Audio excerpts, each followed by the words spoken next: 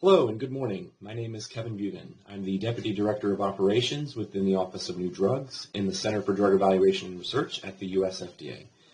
I'm pleased to be here this morning to kick off the CDER track or drug track within the Regulatory Education for Industry Annual Conference.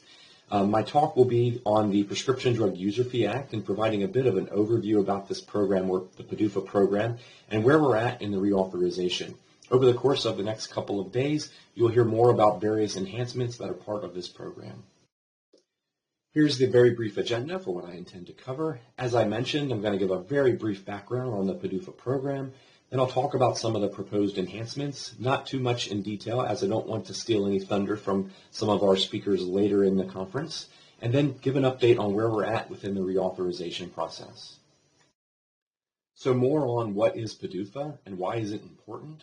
Well, let's go back to first principles. So the timely review of the safety and effectiveness of new drug applications and biologics license applications is central to FDA's mission to protect and promote the public health.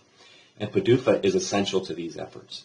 In fact, before PDUFA's enactment in 1992, Americans' access to innovative new medicines really lagged behind other countries. FDA's pre-market review process was understaffed, unpredictable, and frankly slow.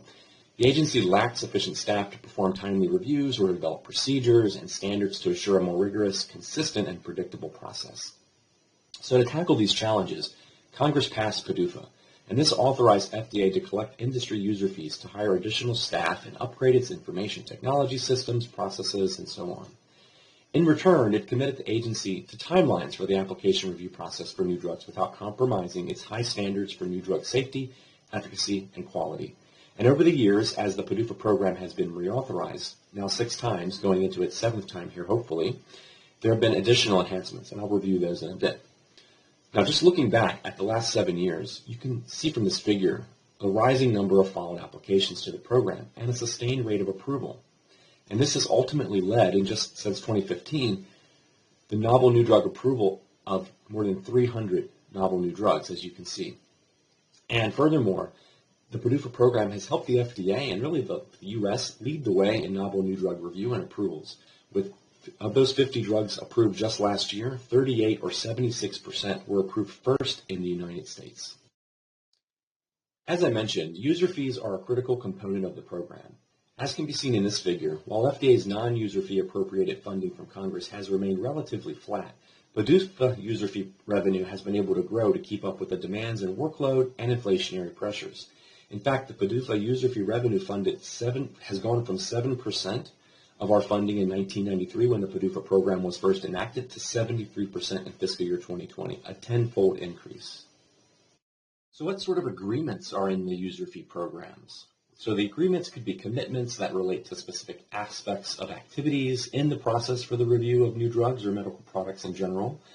Commitments and or associated statutory changes that could also include mechanics of the user fee program, for example, how fees are collected, the types of fees that may be collected, the types of products that are covered by each of the fees. However, what the agreements are not are policy documents. So FDA may commit to, say, issuing a new guidance on a particular topic, but it does not discuss or commit to what the substance of that policy would be. As I mentioned earlier, the PDUFA program has evolved significantly since its initial inception in 1993. It has evolved 6 times, and we're now going into our 7th iteration of the reauthorization process. As you can see here, in the initial PDUFA, the primary intent was to reduce the backlog and set predictable timelines and provide funding to the pre-market review program. In PDUFA II, we worked on additional review timelines, including how we could further shorten them, added additional goals, more interim deliverables, and additional funding. Moving into PDUFA III, significant increases were also added for funding. We worked on additional interactions for our Good Review Management Principles, or GRMPs, and allowed for some additional support for post-market safety. Moving into PDUFA IV, we increased and stabilized the base funding and enhanced the pre-market review program and continued to modernize the post-market safety system. PDUFA V, we saw a small increase to the base funding, some review enhancements that focused on increasing communications with sponsors, such as our PDUFA program for NMEs and original biologics, and strengthened regulatory science, post-market safety, and created additional electronic data standards. In PDUFA VI, our last authorized PDUFA program, There was a modernization to the user fee structure. We focused on additional human resources and financial management, other improvements to help with our resource and capacity planning, enhancements to regulatory tools for benefit risk and patient-focused drug development, including complex innovative trial designs, model-informed drug development, additional staffing for breakthrough therapy reviews, additional focus on communication with industry, and began to explore real-world evidence in regulatory decision-making. You'll see some of these enhancements from PDUFA VI continue into PDUFA VII. More on that in just a moment. As mentioned earlier, the PDUFA programs have certain commitments or goals, and this allows the FDA to sort of track its progress and share that progress with its stakeholders, including Congress and industry. And as you can see here, performance goals to date have been relatively successful. There have been, just in PDUFA VI alone, 16 guidances published, 39 public meetings and workshops held, and this is just specific to the PDUFA program. There have been many more guidances and public meetings and workshops held beyond the PDUFA program, of course. 70 implemented or updated programs and processes, 13 internal documents, 16 public reports, 2 implementation plans, 49 web, list, and database updates, and 1 hiring goal as well. And of course, our review goals, which are our timelines for new drug applications, we have met 86% of those review goals from fiscal year 18 through fiscal year 20. And you can see the breakdowns by year here as well. Next, I want to walk through some of the themes from the FDA industry discussions leading into the PDUFA VII reauthorization and some of the proposed enhancements. I cover only the themes here from our discussions because part of the process of PDUFA, and I'll talk about this reauthorization process as I end, is that all of these packages, all of the discussions, the commitments, the potential agreements, while they've been published and shared publicly in public workshops, and we've published a proposed goals letter on the FDA website, all of this will go to Congress for their review. They will be the ones to sign the final or write the final law, and that will be signed off by the President. So we have to wait and see if all of these enhancements are finalized. But just to give you a sense of what may be included, so from the Center for Biologics Evaluation and Research, enhancements have been proposed related to enhancing CBER's capacity to guide development and review innovative products such as cell and gene therapies. In the pre-market space, there are introductions of new approaches to improve efficiency and expand communications in the Human Drugs Review Program. I will speak more about some of these pre-market enhancements in detail in just a moment. Regulatory decision tools, there's the continuing application of innovative methods and tools to enhance regulatory decision-making. In the manufacturing space, there were proposed enhancements to facilitate manufacturing readiness and the use of innovative manufacturing technologies. In the post-market space, there was efforts to ensure safe use of medicines through continued enhancements to our drug safety system, such as Sentinel, and the use of our risk evaluation and mitigation strategies. You'll hear more of this later from some other speakers within this conference. In the space of digital health and informatics, there were enhancements proposed to utilize more modern technology and support bioinformatics to enhance and streamline drug development and review. On the finance side of the house, there are proposed enhancements to improve the financial management and transparency of the PDUFA program. And lastly, with regards to our hiring and retention, people are one of our most valuable resources here at the FDA, and within the program, there are proposed enhancements to help us focus on strategic hiring and retention of world-class technical and scientific staff. I'd like to spend the next few minutes walking through some proposed enhancements to our pre-market review processes and regulatory decision tools. The first is the Split Real-Time Application Review, or STAR program. This is a new pilot program for certain efficacy supplements that seeks to expedite patient access to novel uses for existing therapies by supporting initiation of review earlier than would otherwise occur, and therefore potentially allowing for an earlier approval. This also includes a public-facing webpage, public workshop, and assessment. The STAR program is modeled similarly off of the Split Real-Time Oncology Review Program, and you'll also hear more about both programs later in the conference.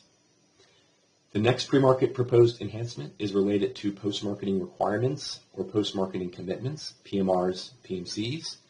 There's new process, timelines, and performance goals for pre-approval review of these post-marketing requirements as they're proposed during the marketing application review process in order to ensure the timely availability of information on the safety and efficacy of these therapies. There's a new process for sponsors to request review of existing PMRs, and both of these proposed enhancements will include updates to relevant manuals of policies and procedures, or MAPs, standard operating procedures, or SOPs, and relevant guidances. The next topic area of proposed enhancements within the pre-market setting relates to meeting management, best practices, new Type D meetings, and Interact meetings. So as I mentioned, there's two new meeting types that will expand communication and feedback during the drug development process. The first is the initial targeted engagement for regulatory advice on CBER and CDER products, or Interact meeting. This meeting is intended to facilitate IND-enabling efforts where a sponsor is facing a novel, challenging issue that might otherwise delay progress of the product towards its entry into the clinical research space in the absence of this early FDA input. So think basic translational science type issues. The new Type D meeting allows for quicker discussion on a narrow set of issues, no more than two focus topics, between the FDA and sponsor, such as a follow-up question that raises a new issue after a prior formal meeting. In addition, the proposed enhancements introduce a new follow-up opportunity for sponsors to submit clarifying questions after meetings or after a response only to ensure sponsors' understanding of FDA feedback, and this applies to all meeting types. Lastly, in this space, the proposed enhancement is to conduct a public workshop, update trainings, update guidances on best practices in meeting management, and also communication between sponsors and FDA during drug development. You'll hear more on this topic from our next speaker from CDER. The next area for proposed enhancements relates to Rare Diseases Endpoint Advancement, or RDEA pilot.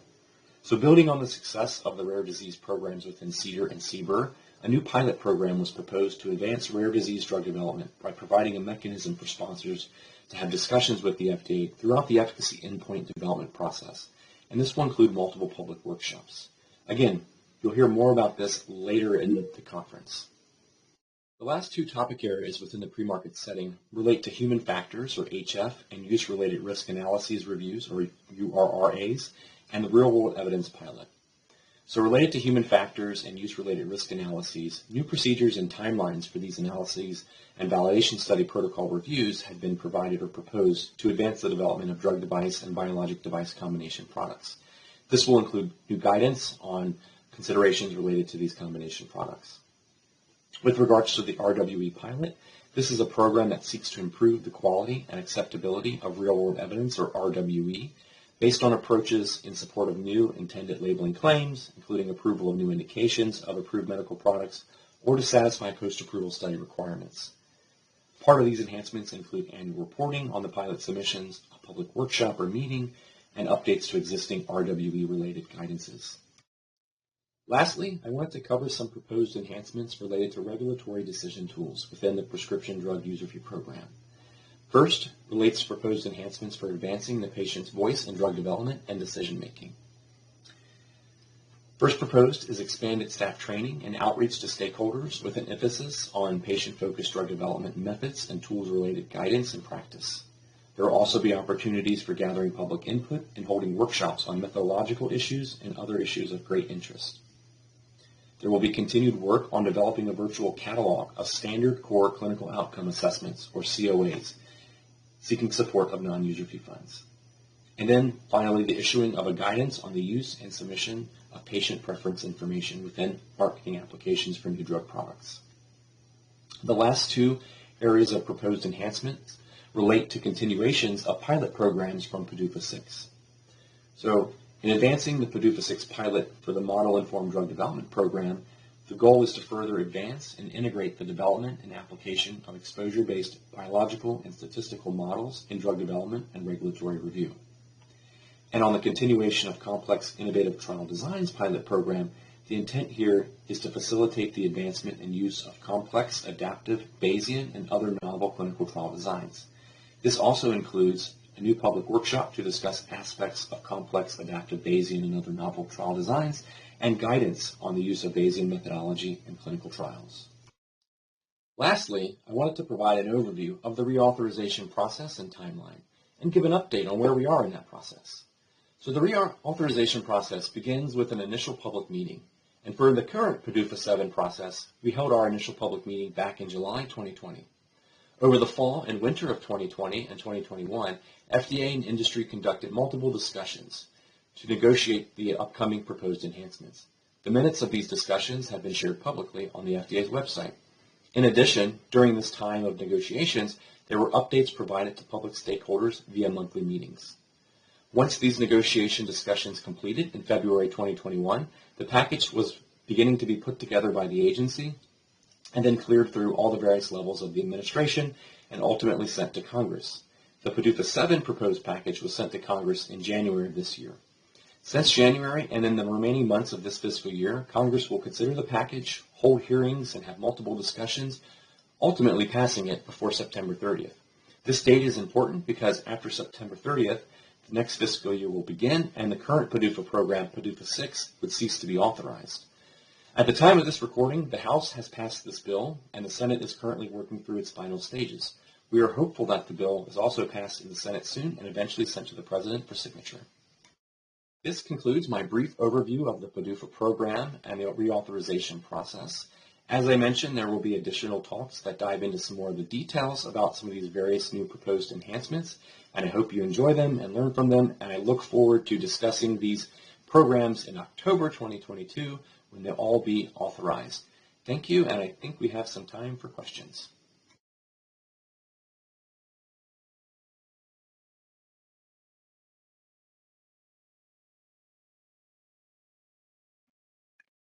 Hello, my name is Jeannie Roule. I'm a Chief Project Management Staff in the Division of Regulatory Operations for Rare Diseases, Pediatrics, Urologic, and Reproductive Medicine at the FDA. Today I will discuss the various types of meetings that can be held with the FDA. I will elaborate on why, when, and how meetings take place. Specifically, I plan to cover the following topics. I will discuss the different types of meetings and the timelines associated with each type. I will elaborate on milestone meetings and their main objectives. I will discuss the process of how to request a meeting and what to expect if it is granted. I will offer some suggestions and useful best practice advice for a successful meeting. And finally, I will touch upon the Biosimilar User Fee Act. Before I continue, I would like to alert you that any guidance or reference materials that I will often mention throughout these presentation, I have included links to all of them in the last few reference slides on slides numbers 48 to 52. Ideally, sponsors and FDA work collaboratively during the drug development process, and they share a public health goal of early availability of safe, effective, and high-quality drugs to the American public. FDA strongly encourages sponsors to first seek answers to scientific and regulatory questions from the multitude of resources available to them, such as current FDA guidances. Now, we do acknowledge that there are many guidances and it can be very overwhelming, but we strongly recommend you familiarize yourself with them, as they do provide a wealth of information. Many sponsors employ or can use the services of an independent consultant for assistance in conceiving strategic drug development and regulatory plans. However, this is not a requirement. Sponsors should address and discuss any challenging issues early to obtain the best advice from the FDA. In helping to decide whether a formal meeting is needed, it is beneficial to understand why meetings are important and how the FDA can help to facilitate a sponsor's pathway to approval. Meetings between FDA and a sponsor at critical junctures in drug development can be especially helpful in minimizing wasteful expenditures of time and resources, thus speeding the drug development and evaluation process. Because of the FDA's vast wealth of knowledge and expertise, and without sharing proprietary data, the FDA can provide meaningful advice and assist with resolving questions and issues raised during development programs. FDA can provide valuable scientific and regulatory advice, resulting in more efficient and robust programs. And it is strongly suggested sponsors share ideas, thoughts, ask questions, and maintain an honest dialogue. Based on the current guidance for industry, known as formal meetings between FDA sponsors or applicants, there are different types and formats of PDUFA meetings that can be requested. The meetings are designated as Type A, B, and Type C. The format can be a teleconference, video conference, written responses only, which you'll see I'll refer to as WRO throughout, or a face-to-face. And I'm sure you're aware that there's currently a pause on face-to-face meetings, and at this point we do not have an update as to when they will resume.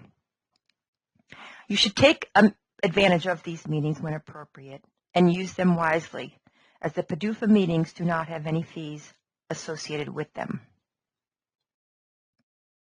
This table shows the different types of meetings and timelines associated with each type, and most importantly, when the background package is due.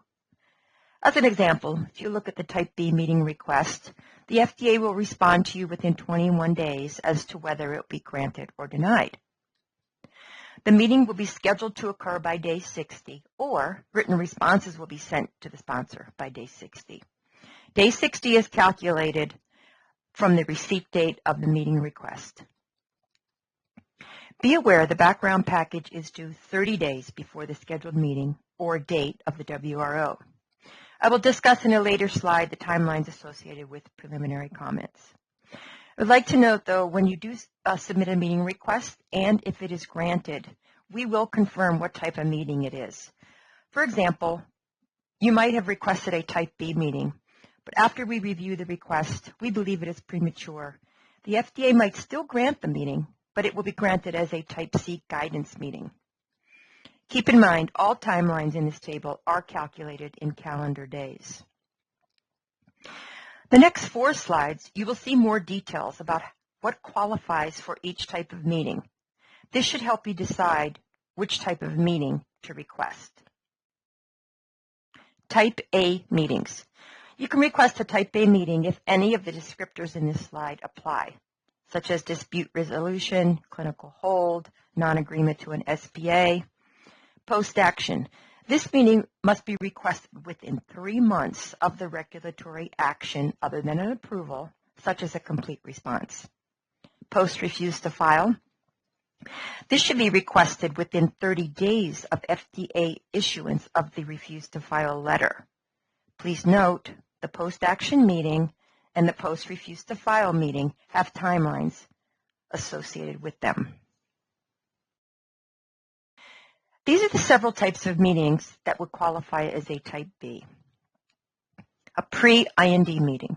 Currently, if a pre-IND meeting is granted, it will often be granted as written responses only. Pre-NDA or BLA meeting. Pre-emergency use authorization meeting. If a post-meeting is requested 3 months or more after a complete response, it is a Type B. Remember, it would be a Type A if it was requested in less than 3 months after a complete response. Other examples of Type B meetings are meetings regarding risk evaluation and mitigation strategy and post-marketing requirements. Overall development programs for products granted through breakthrough therapy designation. The discussion of a COVID-19 product is considered a Type B meeting. One of the main differences for the COVID-19 products is we recommend the meeting request and meeting package be submitted at the same time. You can refer to the reference slides to the link for COVID-19 PIND meeting requests for industry. What are some examples of a Type B end-of-phase meeting? Certain end-of-phase 1 meetings, such as biological products covered under Subpart E, drug products covered under Subpart H, or a similar product. Another example of a Type B end-of-phase is an end-of-phase 2 meeting, or a pre-phase 3. They do carry a slightly different regulatory timeline than other Type B meetings. But once again, you will find it helpful to refer to the table on slide 7. So when you believe another meeting is necessary, but it does not appear to fall into a Type A or any of the Type B categories, it will be classified as a Type C. For example, you need additional advice or guidance meeting. You can also request a meeting solely to discuss a CMC concern. or you may need to discuss surrogate endpoints. And I have included the reference link in my presentation at the end for surrogate endpoint meetings. I will now share the objectives of a PIND meeting, and they are outlined in the CFR. They are to review and reach agreement on the design of animal studies needed to initiate human testing. You can discuss the scope and design of a phase 1 testing, or you may need to discuss plans for studying the drug product in pediatric populations. During this meeting, you could discuss the best approach for presentation and formatting of data in the IND. There are quite a few instances when requesting a PIND meeting will be advantageous to you. For example, if your product is a new molecular entity, you have a novel indication, there are no current FDA guidance documents available to guide you through your development for your product, it is a unique molecular entity, a unique studies, or unique indication. A few other reasons, perhaps you're a new sponsor or you're new to the area of drug development. You might need to discuss the animal rule development program. Possibly there's a problematic farm tox signal. For example, a problem with a farm tox signal does not in itself stall your development program, but the PIND meeting should be viewed as an opportunity for you to discuss with the FDA ways to mitigate and or address them during your development program. And finally, a PIND meeting is important if you would like to avoid numerous protocol changes. As I previously mentioned, many PIND meetings can be addressed by written response only. The sponsor can request a WRO, or upon receipt of a PIND meeting request, the FDA might determine that the WRO is the best format. FDA will respond to the questions by day 60 from the receipt date, or if a teleconference is granted, a meeting will be scheduled within 60 days. The meeting package must be submitted at least 1 month in advance of the WRO response or meeting goal date. The advantage to WRO format is not dependent on the availability of the FDA and the sponsor's schedules to coordinate a meeting date. Other important facts regarding a PIND meeting request. When you request a PIND meeting, we establish a PIND file. Be aware, there are no regulatory prerogatives, no clinical study can be conducted. There's no need for a U.S. representative, however, one is recommended. An acknowledgement letter will be sent to the sponsor. All future communications should refer to this PIND number. The assigned PIND number is converted to an IND number after an IND submission. The PIND number carries over and will not change. Once your meeting is granted, a more detailed meeting briefing document will need to be submitted. Hope I don't confuse you, but you'll notice sometimes I refer to a meeting briefing document as a meeting package, as a briefing document, briefing package, or a meeting document. But they're all referring to the meeting briefing document. The meeting package will need to be more detailed than the meeting request. It must provide summary information related to the product and any additional information that is necessary for the FDA to address the questions that are posed. The package should be organized according to the agenda and questions. It needs to include a table of contents and preferably include hyperlinks. End of phase 1 meeting. Generally, this type of meeting is reserved for drugs for severely debilitating and life-threatening illnesses that are reviewed under the Accelerated Approval Program. This meeting is important to review and reach agreement on the design of phase 2 clinical trials, and it is an ideal meeting to discuss the need for, as well as design and timing for studies in pediatric patients. These are some of the main objectives of an end of phase 2 meeting, and they are outlined in the CFR. This meeting could be used to obtain agreement on pivotal study designs, safety and efficacy endpoints for phase 3 studies, to update progress of PK studies and discuss additional studies, and to assure that preclinical data with regard to duration, route of administration, and formulation are supportive of the dose to be used in the clinical trial.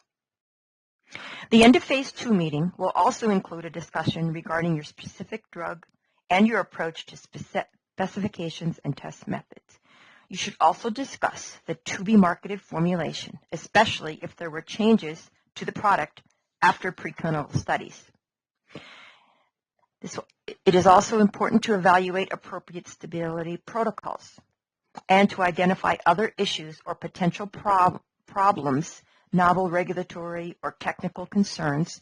This is such an important meeting, and you can request a separate CMC end of phase 2 meeting to address technical concerns on the manufacturing of your product. In the end of phase 2 meeting briefing package, sponsors should provide summaries of the phase 1 and phase 2 investigations, include plans for pediatric studies. The package should include plans for any additional non-clinical studies, if required, summary information on plans for your phase 3 trials. And lastly, you should include specific protocols for phase 3 studies. I would like to note we do not review the entire protocol during a meeting format, but we will provide recommendations. We will review the entire protocol when it is submitted to the IND, and more comments and recommendations will be provided. During the pre-NDA or BLA meeting, the FDA hopes to determine the adequacy of the sponsor's dossier for the submission of the NDA BLA application. This meeting is used to determine the status of ongoing studies to address pediatric safety and efficacy, early discussions on priority or standard review, and the need for an advisory committee meeting. Although the final determination will not be made on that until the time of filing of the application. Some of the other objectives of the pre-NDA BLA meeting may include discussions on the need for a REMS, plans and proposed observational studies. It is used to agree on format and content of the application. All new NDA and BLA applications must be submitted in eCTD format through the electronic submission gateway. I've included the link for ECD on the reference pages at the end. So what should be included in the meeting package? You will want to include a summary of the data from completed pivotal studies, the proposed indication, manufacturing information on the products used in the studies and product intended for distribution if different. If there were changes to the product after the preclinical studies, you will need to provide an explanation for those changes. The package should also include information for a request for proprietary review. It will discuss the need or no need for an advisory committee. You can discuss information on fast track, orphan product status, or breakthrough therapy designation, if pertinent, pediatric information, and the timeline for your submission.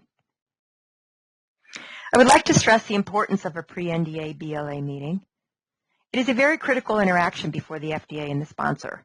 The goal of this meeting is to ensure the adequacy of the NDA BLA submission, and it will ensure it is well organized, complete, and a readily reviewable application. I think you should think of this as your last chance that you have to correct any issues or concerns before you submit your NDA or BLA application. So how do you notify us or submit a PIND meeting request? If it is a new pre-IND, you can submit electronically through NextGen portal, and a PIND number will be assigned to your submission. If you use the electronic common technical document referred to as ECD pathway, which will then be submitted via the electronic submission gateway referred to as ESG, you must submit a PIND number before you submit the request. You cannot submit via ECD pathway without a pre-assigned PIND number. And lastly, we will still accept a paper submission for a PIND meeting. So you can email a copy to the FDA, and a PIND number will be assigned upon receipt. But for a quicker turnaround, I would recommend to use the NextGen portal or the electronic gateway. Before you submit your meeting request, it would benefit you to find out which FDA review division will be responsible for the PIND. The cover letter can be addressed to the Chief Project Management Staff or the Division Director. Please refer to the reference slides for links to the OND clinical organization with respect to therapeutic areas and the link that will assist you with finding the name of the CPMS in each division. This table summarizes the different pathways for all types of PIND meeting requests. You can see this information with the green background. I'm also providing you with references for pathways for the IND, NDA, or BLA submissions. These applications you will see with the orange background. Please note, if you simply want a pre-assigned number and are not ready to submit your meeting request, you can use the NextGen portal or send an email to CDER app number request. No matter how you request the number, you will receive an email response with your PIND number.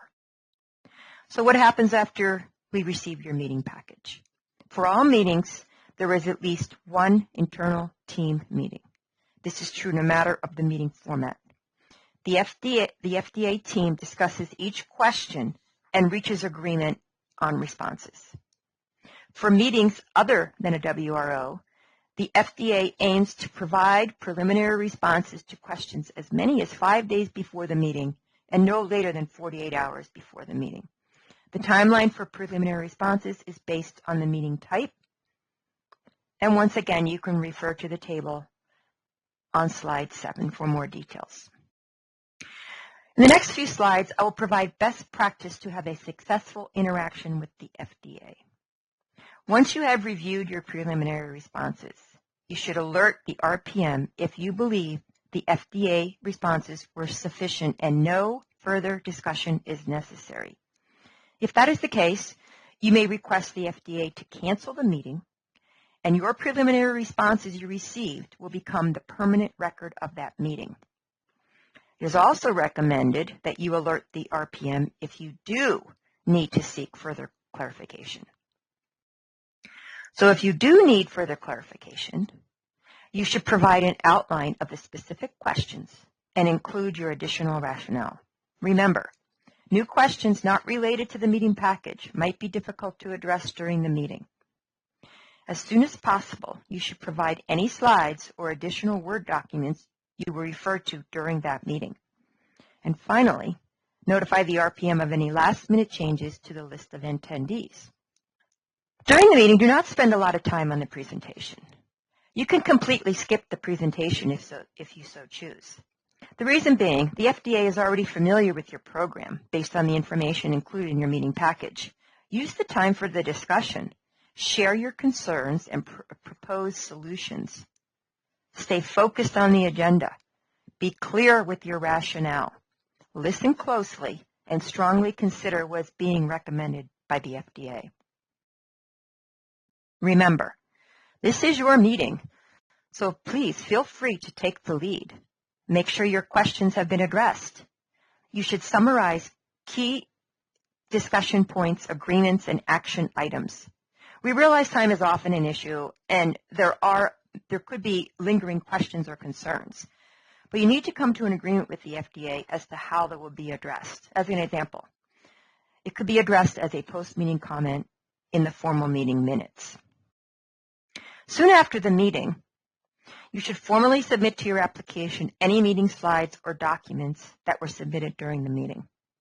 The official FDA meetings will be issued within 30 days of the meeting. Upon receipt of those meeting minutes, you should do a review and notify the division of any discrepancies or clarifications. And lastly, you should follow up on any requests for information that were made during the meeting. The following 3 slides contain some best practice or helpful hints for you to consider before submitting a meeting request and meeting package. Now, some of these points you'll even find that I've already previously mentioned, but they are important. It will benefit you to establish a relationship and communicate clearly with the RPM. You should establish a secure email Otherwise, the RPM may not acknowledge your emails. You should know which division within the FDA will be reviewing your meeting request and package. All cover letters should clearly state your intentions. All requests in a meeting request and package should be focused and clear. Do not have questions that are open for interpretation. You should limit the number of questions so they can be answered in the allotted time frames. This is true if it's a teleconference or a written response only. Remember, even though the FDA has reviewed your meeting package, the FDA generally allots 1 hour for the internal meetings, and the meeting with the sponsor is often 60 minutes or less. You must include adequate information to support intended objectives. Organize the briefing package and include a table of contents with hyperlinks if possible. If you refer to a previously submitted data, it should be noted and include the original submission date. As a suggestion, all authors who will be working on this submission should follow the same grammatical, punctuation, numbering, abbreviation, and document conventions in order to maintain the integrity of the document formatting and styles. This may seem kind of minor, but a well-written, consistently formatted application package that is compliant with current regulatory document specification will go a long way towards the success of a meeting package. You do not want inconsistencies in the meeting package to cause confusion for the review team at FDA. Also important, the meeting package, please do not be late. The timelines for each meeting package is outlined on slide 7. And obviously, use your time wisely. Once again, remember to take advantage of the meetings. The goal of the meeting is to resolve questions and issues raised during the life cycle of your drug development. And once again, PDUFA meetings are free. In the interest of time, in the following slides, 38 to 43, I am providing information for for Biosimilar User Fee Act meetings. I will not go into any details. The FDA acknowledges Biosimilar User Fee Act meetings follow a different paradigm than PDUFA meetings. As you can see, PDUFA meetings are differentiated by an initial advisory meeting and then types 1 through 4. I have added the reference links for these types of meetings on the reference slides. Although there is no fee for the initial advisory meeting, most of the PDUFA meetings do have fees associated with them. I have included all the important timelines for each type of meeting. And you will see on these slides, I have included a few details as to what is covered in each meeting. As I said, I'm not going to go over each detail of each specific slide. You can take a moment to review what I have written. Slides in brief reference to a biosimilar product development type 3. This is a biosimilar development type 4. Before I close my presentation, and perhaps some of you remember, once upon a time, when we had face-to-face meetings, you would have entered the FDA campus off New Hampshire Avenue in Silver Spring. This is the entrance from New Hampshire Avenue. This is the front of Building 22, which was often used as the main entrance when sponsors would attend a face-to-face meeting. Building 22 houses most of the staff in the Office of New Drugs. Those of you who have been to White Oak before may have wondered why there was an anchor in front of Building 22. The current site of the FDA, it used to be a remote area with only farmlands, but roughly around 1944 and until 1995, the Naval Ordnance Laboratory Research Facility was in this location. In 1995, the site was transferred to the General Services Administration. In 1996, the site was renamed the Federal Research Center at White Oak.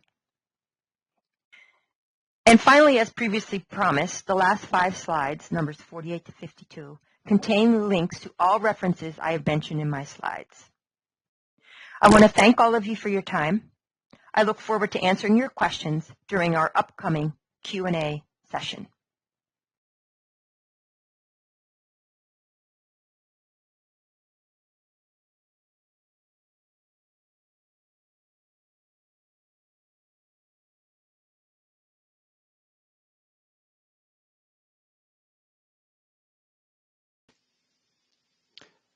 Thank you both for the great presentations.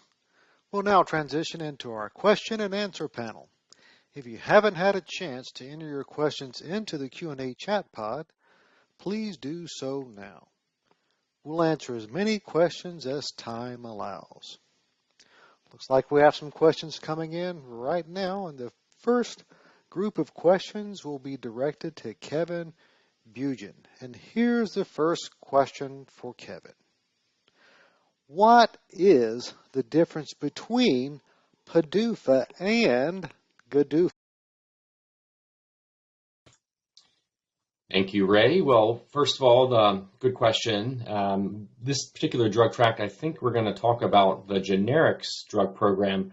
I think there's a small session on it, but it's particularly the differences between prescription drugs, which are new drug entities, novel new molecular entities, whereas generics are essentially a equivalent product for a novel new drug product. So it's a very different program. It's also managed by a different office, the Office of Generic Drugs, and it has some different performance goals and enhancements, and they are currently going into their third year of reauthorization, but they do follow a similar process.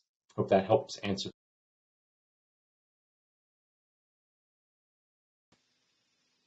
Thank you for responding to that question. We do have another question for Kevin, and here's the next question.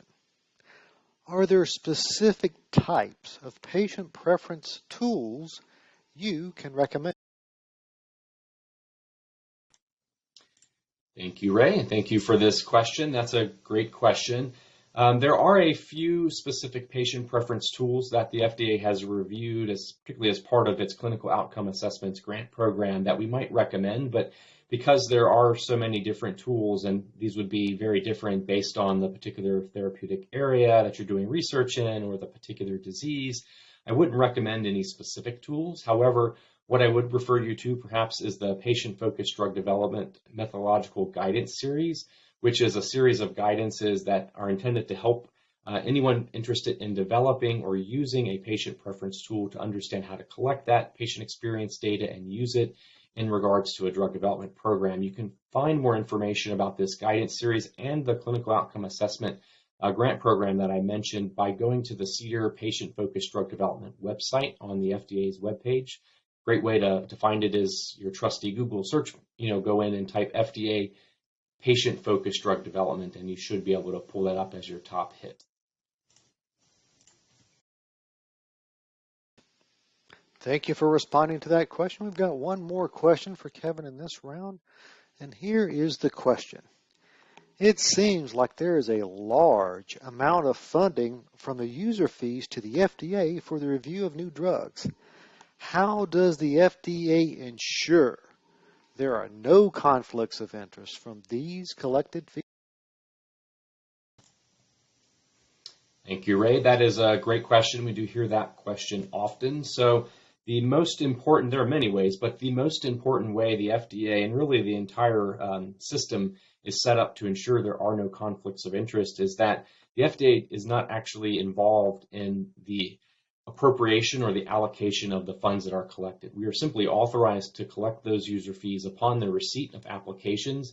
Those, though, then go back into a central lockbox, if you will, that's managed by Treasury. And then each year, Congress will appropriate those dollars back into the program. So there's sort of a firewall between the collection of the funds and then how those funds are later allocated. So that prevents any conflict of interest. And as part of that firewall, also the staff that are involved in the review, they do not actually know where that funding is coming. It sort of all goes into one big Treasury lockbox, again, if you will, and again, it's reappropriated out throughout the year, and it's not sort of a immediate fees coming in for that application and going directly to fund the payroll for the staff that would be reviewing those products. So hopefully that helps. Thank you for responding to that question. Moving on to our next panelist, we do have a few questions here for Jeannie Roule, and here's the first question. Please confirm that at this time, face-to-face meetings or in-person meetings are not on pause. In addition, are there any instances wherein teleconferences are granted?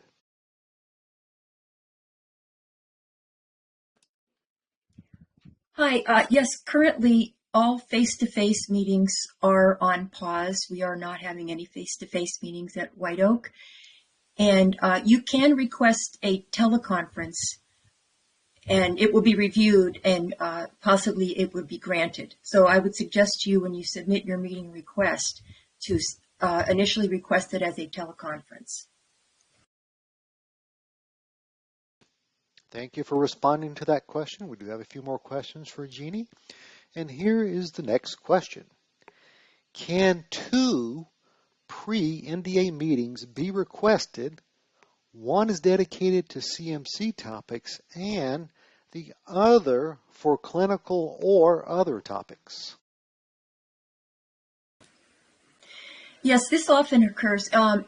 Yes, you can have a meeting for just the CMC issues, and you can request a separate meeting to discuss the other issues that you have concerns.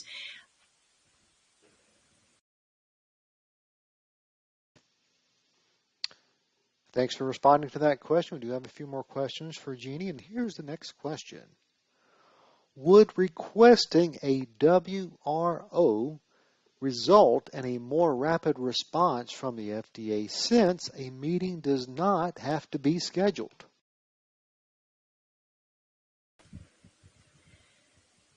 Well, the WR timeline, there is a definite timeline for responses, and generally, like I had said on slide 7, for a type A, we would respond within 30 days of receipt. For the type B, it would be 60 days, and the end of phase 2 would be 70 days, and 75 days for a type C. But those are pretty much distinct timelines, and that will be stated in your meeting granted letter. If we were to have to schedule a teleconference, often it might be that we cannot schedule it within that time frame. So I would say the WRO, you would get a better timeline for a response. Thank you for responding to that question. We do have one more question for Jeannie in this round, and here is the question. Is it possible to request a pre-IND request for a combination phase 1, phase 2 study? Yes, this occurs frequently, and yes, you can do that. There is no reason why you cannot. Obviously, make sure it's clearly stated in your meeting request.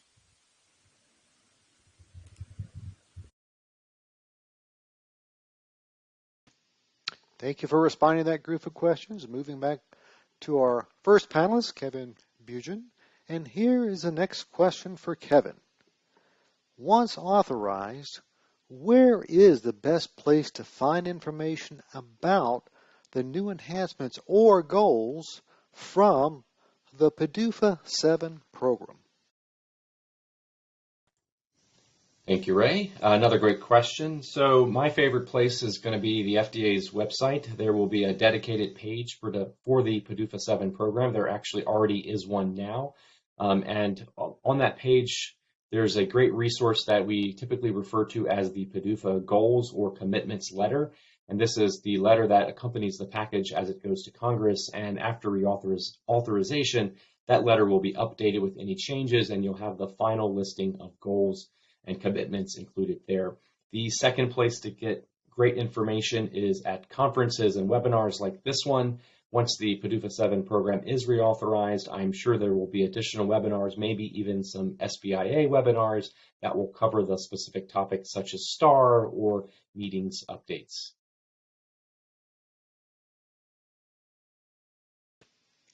Thank you for responding to that question. We do have another question for Kevin, and here is the question. What does it mean when we say the PDUFA program is no longer authorized? Does that mean the FDA can no longer review drug product applications?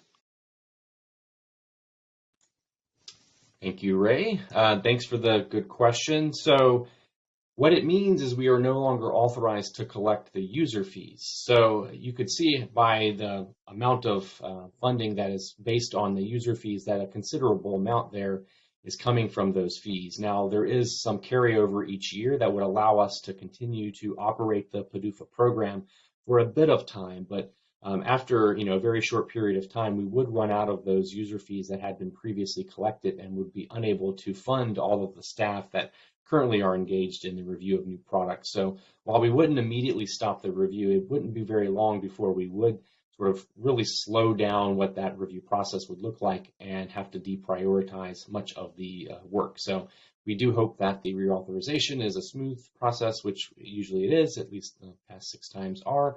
So hopefully that answers the question.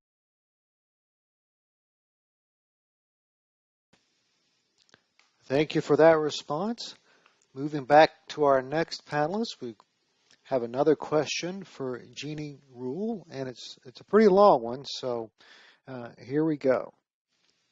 Can you comment as to whether the pre-NDA BLA can or should be split into 2 meetings? 1, discussions on the content format and non-cleansed CMC topics that are not dependent on phase 3 data.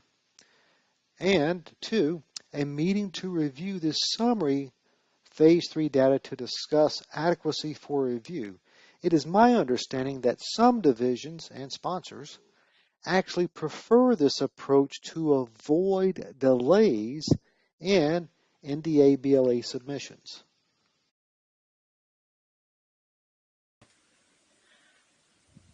I believe it would be best, I would request a separate CMC meeting only, and then you can discuss all the other issues in a separate meeting. I believe you'll get more, it would give us more time actually to concentrate on each part, and you would get very more clear answers.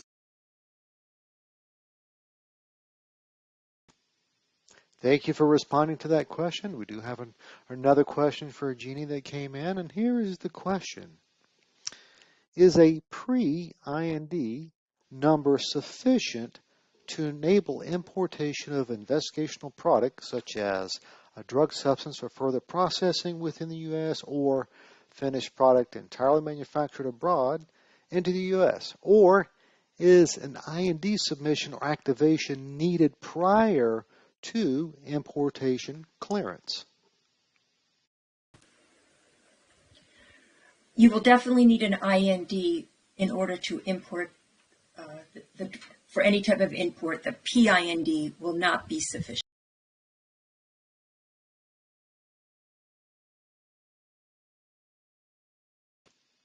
Thank you for responding to that question. We do have one other question that came in for Jeannie, and here is the question. Is there an advantage or disadvantage to the type of meeting format that is requested? And if a meeting has already been granted as a teleconference, can a sponsor request it be changed to a face-to-face format? Hi, so sometimes the meeting format is actually just personal preference, and you should express the type of meeting format that you prefer in the meeting request. Some sponsors feel they need to see a face, even if it is via a teleconference. So as you are aware, due to the pandemic, face-to-face meetings are on hold, and the current practice would be to hold the meeting via a video conference. So, but I believe that no matter what type of meeting format is granted, the FDA responses, they're going to be very comprehensive, and they're going to incorporate the best and most recent FDA knowledge and expertise.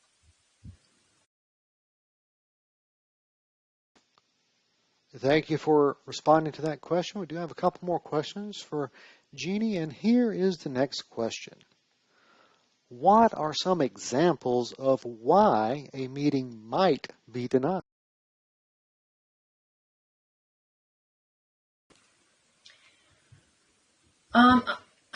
Basically, I'm just going to respond to my personal experience. And actually the one reason that sticks out in my mind the most is that often the meeting request is premature, or the request did not contain sufficient information. sometimes sponsors, they don't have enough data, information available at the time, that's necessary for the FDA to review and answer the questions. So, but if a meeting is denied based on the initial meeting request, the FDA will issue the meeting denied letter, and within the letter, it will include specific substantive reason or reasons as to why it was denied. But always, keep in mind there's a possibility that a meeting, it might be granted, but then once the meeting package is received, the FDA chooses to cancel the meeting. And generally, if a meeting is canceled after it was granted, it was because the meeting package did not provide adequate basis for the meeting discussion. As I stated during my presentation, it's critical that the meeting package contain enough information for the FDA to respond to all of the questions that are posed in the package. And if it is denied for any reason whatsoever, I would suggest that you have a conversation with the RPM and perhaps see if they have any further insight or suggestions regarding your particular meeting. Thank you for responding to that question. We just have about a minute left, so we're going to try to squeeze in one last question to Jeannie. And here is the question. I always find it difficult to navigate the FDA website, and I have trouble locating a specific division or contact person. What do you suggest?